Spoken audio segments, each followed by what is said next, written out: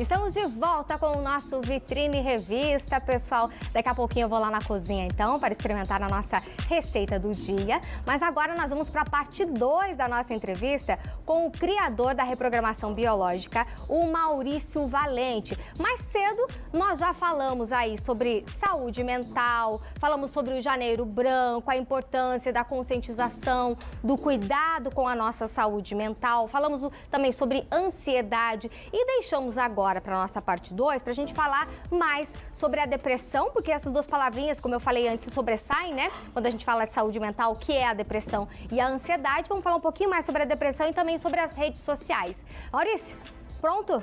Vamos? Pronto, estamos de volta. Estamos de que volta. Maravilha. Maurício, então vamos lá. Antes a gente deu uma pincelada só sobre a depressão, a questão do viver no passado. Mas conta um pouco mais sobre o que é a depressão. A depressão é um conjunto de sinais e sintomas onde ocorre um embotamento, tá? Onde normalmente eu me fecho, a criança ou o adulto apresenta sinais como desmotivação total, desânimo total, vontade de ficar no quarto, ela não quer mais sair do quarto dela, ela não quer conviver com pessoas. Quando você junta a depressão com bipolaridade, aí você tem momentos de fúria, então você oscila entre a desmotivação com momentos de revolta. Então, isso são os sinais, sintomas de depressão, né? Hoje está muito na moda, tudo é depressão, mas o que mais importa, assim, que eu chamo a atenção, é você perceber o que a pessoa está apresentando e não a obrigatoriedade de você dar um rótulo. O que a pessoa está apresentando? Não está bem. Ela está se isolando, ela não quer conversar com pessoas, ela está desanimada. Então, isso é um motivo para que a gente acenda uma luz aí, um sinal de olhar sobre aquela pessoa, inspirando ela em buscar algum tipo de ajuda, tá, Patrícia? É isso que eu entendo como o processo todo gerado na depressão, né? Aí quando a gente fala, por exemplo, das redes sociais, o mau uso das redes sociais, que agora é o nosso tema central dessa parte 2, que seria, por exemplo, as pessoas que elas vivem literalmente dentro de celulares, de tablets, de computadores, o uso excessivo dessas redes está trazendo também para a nossa geração agora um sentimento, agravando alguns sentimentos e trazendo à tona a ansiedade, que nós já comentamos antes, e até a própria depressão. Sem dúvida. E falando mais um tiquinho da depressão, lembrando que existem neurotransmissores, né? O neurotransmissor químico da felicidade é a serotonina. E a serotonina é produzida muito no intestino. Inclusive, ela é produzida mais no intestino do que no cérebro. Olha que interessante. Então, se você também não tiver com o teu intestino bom, às vezes você nem teve tanto trauma assim na tua vida, nada, mas só de estar com o intestino ruim, você pode se tornar depressivo. Então, olha que interessante. O intestino é conhecido como o segundo cérebro. Sim. Tá? Muito bem. Então, rede social. Tecnologia, eu sou fã de tecnologia, eu adoro, eu acho que tudo evolui. Estava admirando as câmeras aqui da Tarobá, né? Aquelas câmeras, como é que vocês chamam? Robóticas. Robótica, coisa mais maravilhosa. Eu gosto de tecnologia. Mas tudo tem que ter um controle, tem que ter um limite. O que está acontecendo? Em 2019, uma instituição pública do Reino Unido de saúde, uma instituição de saúde pública, chama Royal Society for Public Health. Ela divulgou um trabalho exatamente com mais de quase 2.000 voluntários na faixa etária de 14 a 24 anos, que são os que mais usam as redes sociais. Então, o que está acontecendo? O problema da rede social.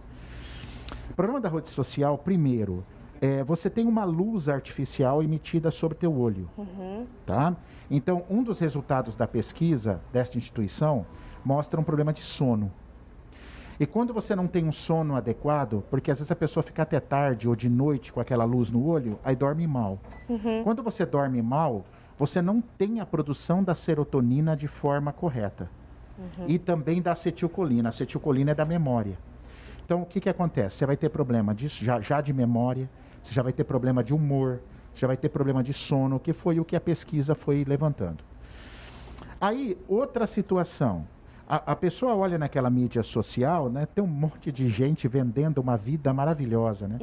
Vidas perfeitas, corpos perfeitos, e as mulheres são as mais afetadas. Sobre o quê? Autoestima.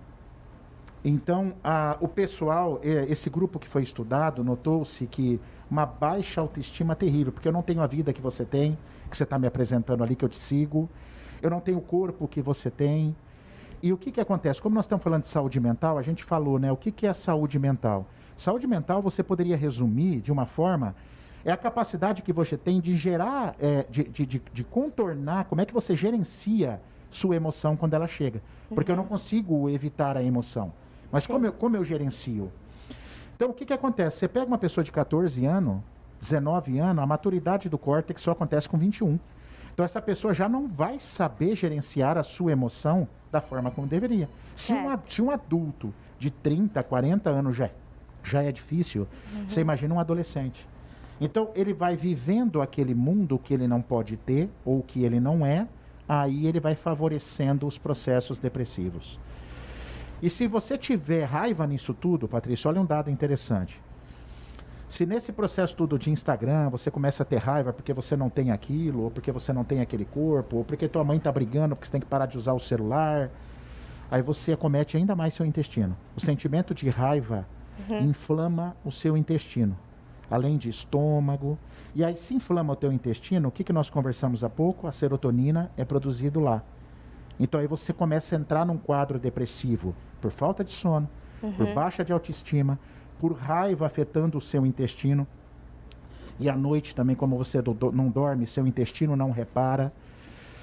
Então, assim, a minha preocupação é essa. E agora que esse negócio aí de ampliar essa situação e como é que fala? Metaverso, né? Que agora tá no... Daqui a pouco você vai ter um amigo seu, um amiguinho seu, amigo do meu filho tem 13 anos, tem um amigo na frente do nosso apartamento. Daqui a pouco ele vai estar conversando por um óculos virtual, ao invés de ir lá metaverso. E encontrar com ele. Então, isso me preocupa um pouco também. Me preocupa também. Né? É uma situação que está um pouco preocupante por todos os efeitos. Então, talvez aí entre os pais. A atenção dos pais em... Eu não impeço a tecnologia para os meus filhos. Eu acho que eles têm que ter acesso. Mas o controle é isso. Sim. E o que eles estão vendo, como eles estão se sentindo com aquilo que vê. Certo. Né? Eu acho que isso é fundamental. Meu filho, por exemplo, agora de aniversário, ganhou um óculos de virtual. Então, assim, beleza, filho, você está usando óculos, mas que hora que você vai sair com o teu amigo também? Que hora você vai chutar uma bola lá? Que hora que você vai para a piscina? Não, papai, eu vou chamar ele então para ir para a piscina.